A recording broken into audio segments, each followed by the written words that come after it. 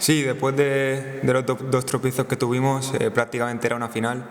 y bueno, conseguimos sacar el partido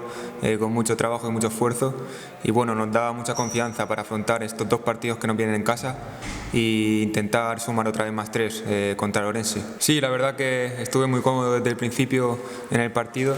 y bueno, aparte del gol yo creo que lo más importante es que consiguiéramos la victoria, sumar los 3 puntos.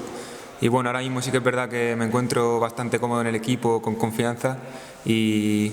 muy alegre, la verdad. Sí, todos los partidos que jugamos prácticamente son finales y sí que es cierto que después de la victoria del otro día, ganar otra vez en casa nos daría un buen impulso en la clasificación y también meteríamos a Orense más o menos en la zona abajo, entonces creo que es un partido muy importante y crucial para el equipo. Sí, sí que es verdad que el último partido en casa la verdad que no fue lo que esperábamos para todo el equipo,